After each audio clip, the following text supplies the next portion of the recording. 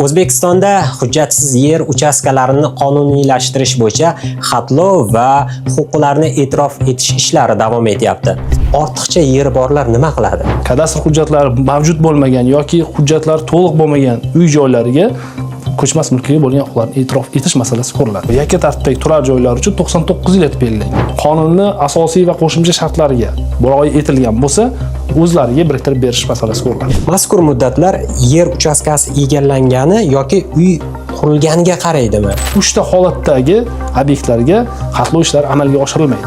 Aynan o'sha siz egallagan yer uchastkada uy-joy qurilganlik fakti bo'lishi kerak. Kadastr hujjati mavjud obyektlar ham xatlovdan o'tkaziladi. Qandaydir qo'shimcha to'lov bo'lsa, to'lab kadastr xodimlarini chaqirtirib xatlov qildira oladimi, yo'qmi?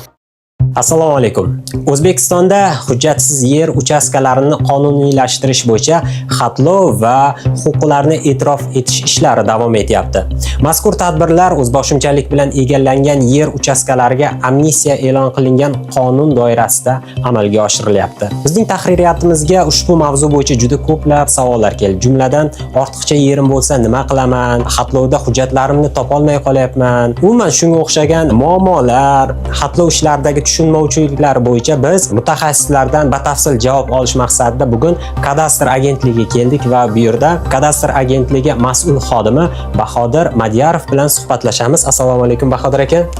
Assalomu alaykum, xush kelibsizlar. Rahmat. Butun respublikada 1998-yil 1-iyulga qadar yer uchastkalari chegaralari egallab olingani aniqlansa, demak 24 sotixgacha, 2018-yil 1-maygacha yer uchastkalari chegaralari egallab olingani aniqlansa, Toshkent, Nukus va viloyat markazlarida 12 sotixgacha, tumanlarda esa 6 sotixgacha yerlarni, demak, yerlar huquqlarini e'tirof etish ko'zda tutilgan.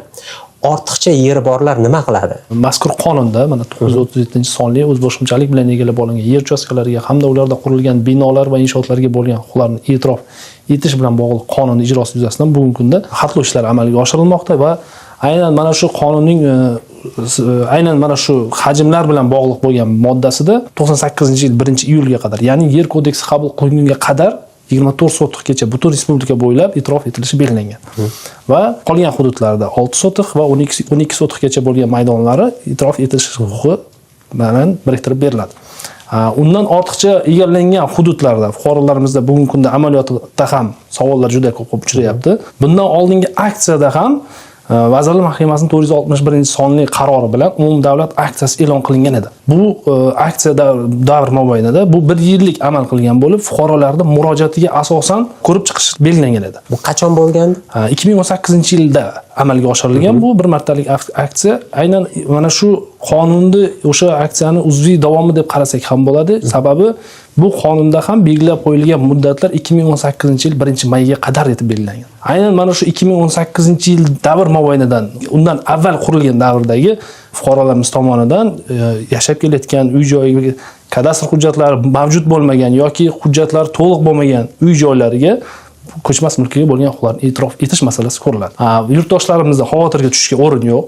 Ortiqcha egallangan hududini, o'sha yer maydonini qonunda o'zida belgilab o'tgan asosiy va qo'shimcha shartlar bor.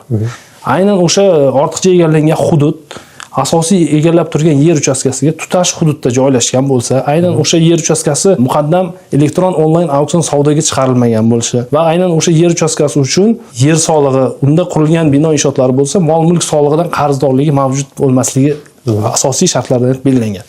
Mana shu xatlov jarayonida aniqlanadi va qonunning 16-moddasiga asosan muhokamaga kiritiladi. Qonunning 16-moddasida 18 dan ortiq vazirlik idoralarining tizim tashkilotlari ishtiroki ta'minlanadi. Ya'ni aynan har bitta vazirlik idorasi o'zini vakolatidan kelib chiqib, ko'rib chiqadi mana shu. Muhokamada mana shu narsani ijobiy deb topilganda e'tirof etish masalasi ko'riladi. Bunda endi o'sha yer uchastkasiga bo'lgan huquqlar ham muddatlar belgilangan. Aytaylik, turar joy, yakka tartibdagi turar joylar uchun 99 yil etib belgilangan. Bahodir aka, shu o'rinda bitta savolni aniqlashtirib olsak, deylik bitta odamning 15 yoki 20 sotix yeri bor. 12 sotixgacha ruxsat etilyapti, demak o'shani qonuniylashtirish. Qolgan o'sha deylik 20 sotix, 8 sotixni nima qiladi? Ya'ni unga qanaqa javob beriladi? O'sha 8 sotixni qonuniylashtirish mumkinmi? Qanaqa tarzda qonuniylashtiriladi? Shunga tushuncha berib keting. Aynan siz aytgan holat xatlov jarayonida aniqlanadi. Xatlov jarayonida o'sha aytaylik qaysidir yurtdoshimizni amaldagi egallab turgan yer uchastkasi xatlovdan o'tkaziladi. Ya'ni bunda amalda foydalanib turgan barcha yer maydoni xatlovdan o'tkaziladi va umumiy maydoni tizimga kiritiladi. Va muhokama jarayonida ko'rib chiqiladi va bunda qonunda belgilab o'tilgan hajmlarda 99 yillik huquqi bilan, ijara huquqi bilan va ortiqcha bo'lgan hududi 49 yillik ijara huquqi bilan fuqaroning o'ziga tomorqa qishloq xo'jaligi mahsulotlarini yetishtirish uchun fuqaroning o'ziga biriktirib berishi qonunda belgilab o'tilgan. Tomoshabinlar hech xavotir olmasa ham bo'ladi. Demak, 12 sotixdan ortiq yeri bo'lganlar, ya'ni 18-yilgacha chegarani egallab olib, davlat qaytarib olmaydi yoki buzib tashlamaydi, bu sotib yubormaydi. Xavotir olmasa bo'ladi, to'g'rimi? Yurtdoshlarimizga ham xavotirga tushishga o'rin yo'q. Ortiqcha egallangan hududlar yuqorida ham ta'kidlab o'tilgandek, qonunning asosiy va qo'shimcha shartlariga rioya etilgan bo'lsa, o'zlariga biriktirib berish masalasi ko'riladi. Ulardan talab qilinadigan narsa, demak, 2018-yil 1-mayga qadar yer uchastkasi egallab olingan bo'lishi kerak va o'sha qarzdorligi bo'lmasa, o'sha batafsil aytib bersangiz yana. Bunda qonunda o'zi ortiqcha egallangan yoki bo'lmasam o'zi qonunning 1-moddasida 8 ta holatdagi yer uchastkalari tanlab olingan bo'lib, ya'ni birinchi moddaning birinchi kriteriyasida birinchi holatimiz 2018-yilga qadar fuqarolarimiz tomonidan o'zboshimchalik bilan egallab olingan yer uchastkalari undagi turar joylar uchun deb nomlangan bo'lsa, ikkinchi moddasida hujjatlari mavjud bo'lib, hujjatlaridan ortiqcha egallangan hududlar masalasi ham ko'riladi. Ya'ni bunda o'sha belgilangan hajmdan yuqori bo'lgan yer uchastkalari taqdiri aynan mana shu qonun bilan ko'rib chiqilishi belgilangan. Tushunarli. Bahodir aka, keyingi savolim ham hozirgi savolni uzviy davomi. Mazkur muddatlar, ya'ni 1998-yil, 2018-yil haqida gapiramiz. Mazkur muddatlar yer uchastkasi egallangani yoki uy qurilganiga qaraydimi? Nimaga bog'liq? Albatta, bu qonunda aynan 1-moddasida aytib o'tilgandek, O'zbekiston Respublikasi fuqarolari yoki O'zbekiston Respublikasi hududida fuqaroligi bo'lmagan, lekin doimiy yashab turgan shaxslarga aynan o'sha fuqarolarimiz tomonidan o'zboshimchalik bilan egallab olingan yer uchastkalari unda qurilgan bino va inshootlarga bo'lgan huquqlarni e'tirof etish aynan bu o'sha fuqaroni o'sha yer uchastkani o'zlashtirilganligi, uy-joy qurilganligi fakti bo'lishi kerak bo'ladi. Bunda e'tirof etilayotganda aynan uy-joy qurilganligi holatidan kelib chiqib xatlov ishlari amalga oshiriladi. Qonunda xatlov ishlari aynan qaysi uchastkalarga, yer uchastkalariga xatlov ishlari amalga oshirilishi bu toifalangan. 8 ta holatda yer uchastkalari tanlab olingan. 3 ta holatdagi obyektlarga xatlov ishlari amalga oshirilmaydi. Ya'ni bunda davlat mulki bo'lgan obyektlarga, ko'p qavatli turar joylarga, 3-holatimiz bo'sh turgan yer uchastkalarida xatlov ishlari amalga oshirilmaydi. Ya'ni bundan ko'rinib turibdiki, aynan o'sha siz egallagan yer uchastkada uy-joy qurilganlik fakti bo'lishi kerak bo'ladi. 2018-yilgacha demak hududda o'sha yer uchastkasida uy qurilgan bo'lishi kerak. Albatta, albatta. Tushunarli. Xatlov ishlarida biror hujjat topa olmaganlar nima qiladi? Ya'ni hududga 2018-yilgacha uy qurgan, lekin o'sha ilgari hokim qarori yoki sobiq ittifoq davrida chiqqan qarorlar bor, lekin hozir topa olmayapti. Ular nima qiladi? Bunday holatda mana reja grafik, reja jadval qonunda o'zida ham 13-moddasida belgilab o'tilgan har yilgi reja jadval tasdiqlanishi va bu reja jadval mahalliy hokimliklarning taklifiga ko'ra kadastr agentligi tomonidan tasdiqlanishi belgilangan. Xatlov ishlari aynan mana shu avvalgi aksiyada bejizga aytilmadi. Avvalgi aksiyada fuqaroning murojaati talab etilardi. Qaysi hududdan murojaat kelib tushsa, murojaat asosida borilardi. Bu qonunda asosiy jihatlardan biri ham shundayki, bu yalpi xatlov. Hozir siz aytgan holat va boshqa holatlar ham qonunda 8 ta holatni tanlab olish uchun ham yalpi xatlov bo'ladi. Har bitta yer uchastkasiga kadastr agentligi mana bugungi kunda kechagi kunduzda xatlov ishlari amalga oshirilyapti bizning xodimlarimizdan. Mana shu qonunning ijrosi yuzasidan xatlovga 4,5 mingdan ortiq xodimlarimiz jalb qilingan. Har bitta yer uchastkasiga xatlov ishlari amalga oshirilgan jarayonda siz yuqorida ta'kidlangan holat ham, kadastr hujjati mavjud obyektlar ham xatlovdan o'tkaziladi. Sababi bunda kadastr hujjati mavjud bo'lib, ortiqcha egallangan hudud bo'lishi mumkin. Yoki bo'lmasam bugungi kunga qadar hech qanday bizni kadastr agentligining ma'lumotlar bazasida ham mavjud bo'lmagan obyektlar bo'lishi mumkin. Yangi aniqlangan holatlar. Mana shu holatlarning barchasini aniqlash uchun yalpi xatlov bo'ladi. Demak, umuman biror yer, bir qarich yer ham qolib ketmaydi. Hamma joy albatta baravar bo'ladi. Mana shu reja jadval tasdiqlanishi sababi ham qonunda o'zida belgilab o'tilganki, bu viloyatlar kesimida, viloyatlarning ichida tumanlar kesimida va tumanlar kesimida mahallabay har bitta mahalla chegaralarini yaratib olib, mahallaning ichida poligonlarga ajratib olinadi va aynan o'sha poligonlar ichidagi yer uchastkalari bo'yicha bunda yana bitta asosiy jihat ham shundaki, o'sha mahalladagi barcha ko'chmas mulk obyektlar to'liq xatlovdan o'tkazilib, amalga oshirilib bo'lgandan so'ng keyingi mahallaga o'tishga imkon yaratiladi. Shu o'rinda yana bitta savol bor. Deylik 2026-yil har yil tasdiqlanadi-yu mahallalar xatlov qilinishi, biror kishi o'z yer uchastkasini sotmoqchi. Uning uchun o'sha unga hujjatlar kerak bo'ladi, lekin 2026-yilga demak xatlov ishlaridan ro'yxatda o'rin olmagan uni mahallasi. Deylik 2027 ga kirar. U odam lekin bu 2026-yilda yerini sotmoqchimi yoki boshqa narsa qilmoqchimi, unga hujjat kerak bo'ladi. U o'zi demak o'sha kadastr agentligi, tuman, viloyat o'sha bo'limlar bo'ladi-yu, boshqarmalar. O'zi yozma murojaat qilib, demak, qandaydir qo'shimcha to'lov bo'lsa, to'lab kadastr xodimlarini chaqirtirib xatlov qildira oladimi, yo'qmi? Siz aytgan holatda bugungi kunda amaliyotda ikkita holatimiz bor-da bunday. Agar fuqaromizni, yurtdoshimizni umuman kadastr hujjati yo'q va ma'lumotlar bazamizda mavjud emas obyekt bo'ladigan bo'lsa, yo'q, bunda faqat reja grafik o'sha tasdiqlangan bo'ladi. Aynan o'sha mahallasi qachon reja jadvalga tasdiqlangan bo'lsa, aynan o'sha oylarda xatlov ishlarini amalga oshirishini kutishga to'g'ri keladi. Yo'q, agar buni fuqaromiz, yurtdoshimizni boshqa holatdagi kadastr hujjati bor bo'lib, boshqa xizmatlarda amalga oshirmoqchi bo'lsa, yo'q, bunda Davlat xizmatlari markaziga yoki my.go portali orqali murojaat qilishi vakolatiga ega. Ko'pchilikda hali ham ba'zi bir tushunmovchiliklar bor-da. O'sha xatlovdan keyin yerga egalik qilish huquqini olgandan keyin bo'ldi, bu yer butun umr menga, avlodlarimga ham qoladi degan tushuncha bor-da. O'zi o'sha yerlar xatlov qilingandan keyin berilish tartibi qanaqa? Ijara muddati deyiladi. Qancha vaqtga beriladi? Tartibi qanaqa? Umuman odamlardagi o'sha noto'g'ri tushunchaga bir ma'lumot berib o'taylik, tushuntirib beraylik. Albatta, qonunda o'zida ham belgilab o'tilgan. O'zboshimchalik bilan egallab olingan yer uchastkalariga hamda ularda qurilgan binolar va inshootlarga bo'lgan huquqlarni e'tirof etishda Xalq deputatlarining kengashining qarorlari bilan tegishli qarorlar qabul qilinishi belgilangan. Aynan mana shu qarorda qabul qilinishda ko'chmas mulkka bo'lgan huquqlar mulk huquqi bilan yerga bo'lgan huquqlar ijara huquqi bilan e'tirof etilishi belgilangan. Ijara huquqi endi yurtdoshlarimizda savol tug'ilishi mumkin. Qanaqa muddatlarda? Ijara bu endi xuddiki birovniki o'z uyimda ijarachi bo'lib qoldimmi degan tushuncha bo'lishi mumkin. Yo'q, bunda yakka tartibdagi uy joylar uchun 99 yillik ijara huquqi e'tirof etiladi. Ortiqcha egallangan hudud yoki boshqa toifadagi yer uchastkalari uchun 49 yillik ijara huquqlari e'tirof etilishi qonun bilan belgilab qo'yilgan.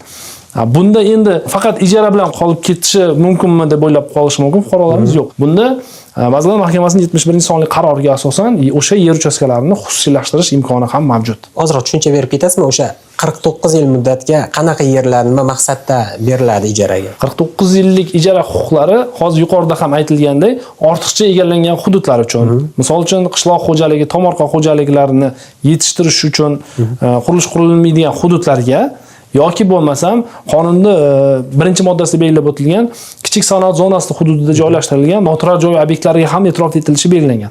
Aynan mana shu qonun bilan. O'sha noturar joy yer uchastkalariga ham 49 yillik ijara huquqlari e'tirof etiladi. Bahodir aka, yana ko'pchilikda shunaqa yana savol bor-da. Demak, o'sha yer uchastkasini ijaraga, demak, xatlovdan o'tib ijara huquqini oldi u. Uni sotishi mumkinmi? Sotish tartibi qanaqa? Umumiy yer sotiladimi yoki undagi mulk sotiladimi? Shu bo'yicha ham tomoshabinga tushuntirish berib o'ting. Albatta, bunda ijara huquqi bilan tegishli bo'lgan yer uchastkasini quruq o'zi sotilmaydi. Bo'sh yer uchastkasi bo'ladigan bo'lsa, u o'zi birinchidan xatlov qilinmaydi. Sababi uning ustida mulk bo'lishi kerak. Mulk uni o'zboshimchalik bilan egallab olingan yer uchastkasiga ijara huquqi bilan unda qurilgan bino va inshootlaringizga bo'lgan ko'chmas mulkingizga bo'lgan mulk huquqini e'tirof etilgandan keyin, aytaylik, o'sha oldi-sotdi hujjatlarini rasmiylashtirmoqchi bo'lsangiz, belgilangan tartibda notariuslar orqali oldi-sotdi hujjatlarini rasmiylashtirishingiz mumkin. Sababi bunda mulk o'sha joylashgan, o'sha yer uchastkasida joylashgan mulkingizni sotadigan bo'lsangiz, yer uchastkasi bilan birga oldi-sotdi hujjatlari rasmiylashtiriladi va bunda boyagida yuqorida ham ta'kidlandiki, ijara huquqlarini boshqa huquqqa o'zgartirish imkoni ham bor. 71-sonli qarorga asosan xususiylashtirish ishlarni amalga oshirsa bo'ladi.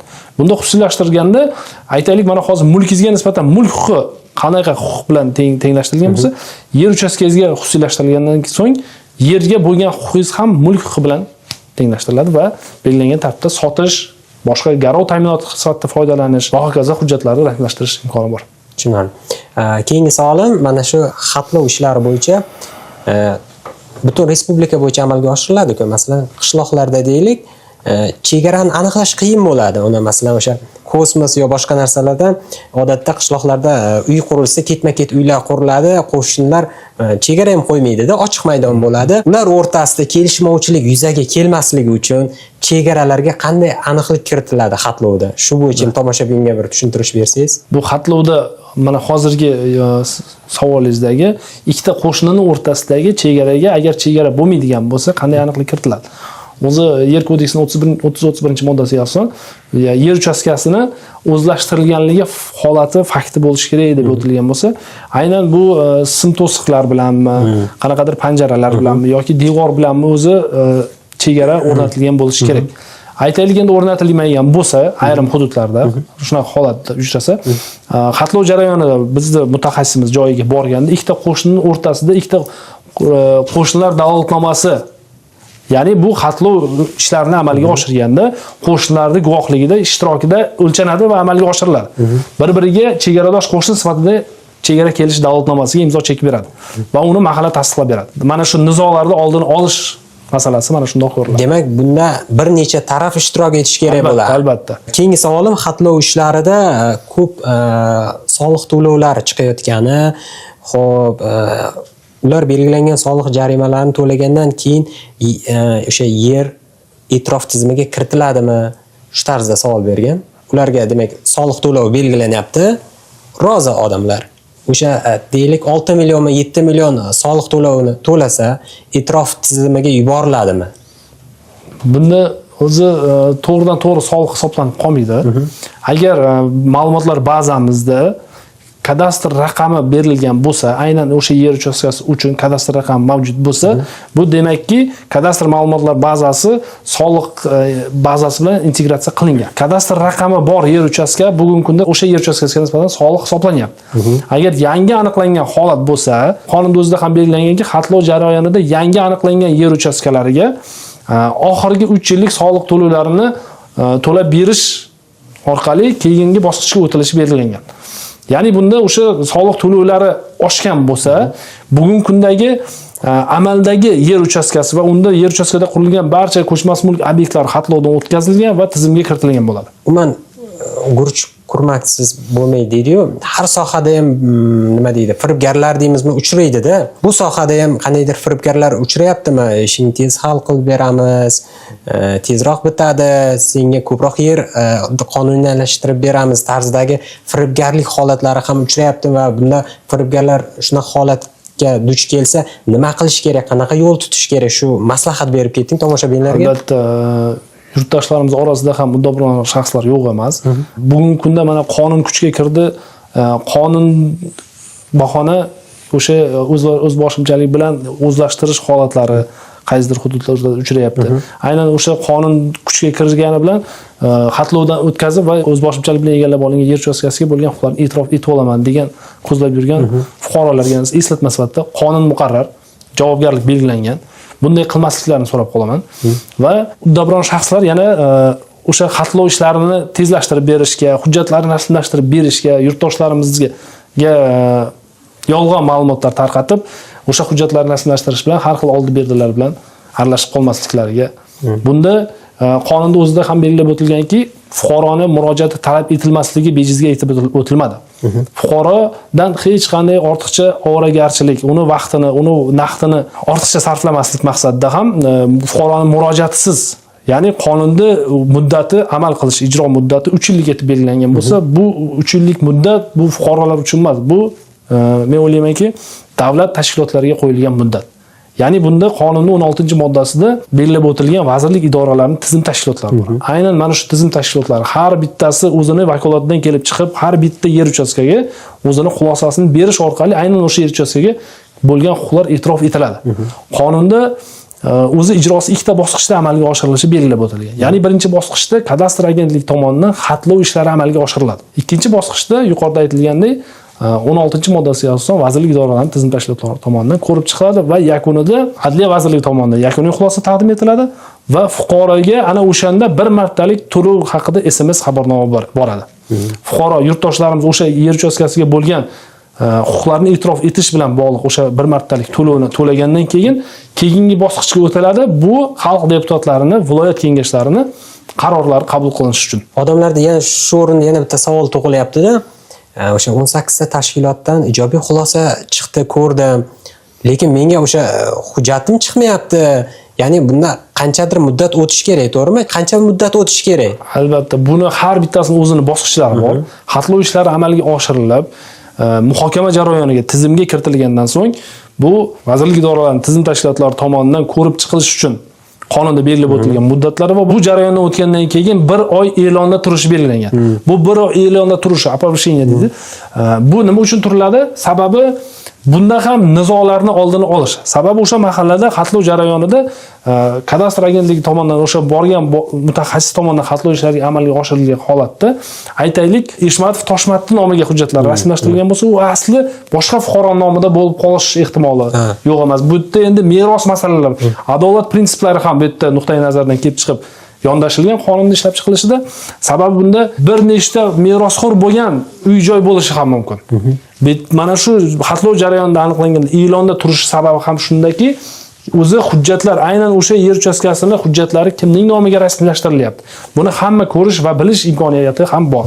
Bunda yurtdoshlarimiz kadastr agentligini rasmiy sayti e'tirof.kadastr.uz sayti orqali o'zini elektron raqamli kaliti orqali kirib, qaysi jarayonda, qaysi bosqichda hujjatlashtirish ishlari ketayotganini ko'rish va bilish imkoniyatlari yaratilgan. Tushunarli. Keyingi qismga o'tsak, Bahodir aka, bizda demak izohlar bo'limi bor. U yerda bir necha murojaatlarga qisqa savol, qisqa javob tarzida o'tib ketamiz tezlikda. Demak, birinchi savol 1997-yil 40 sotix joy egallangan, lekin soliq to'lanmagan ekan shu paytgacha. Shu joyga 18 yil oldin uy qurilgan. Hujjati yo'q. Endi shu uylarni qonuniylashtirsa bo'ladimi yoki buzib tashlanadimi?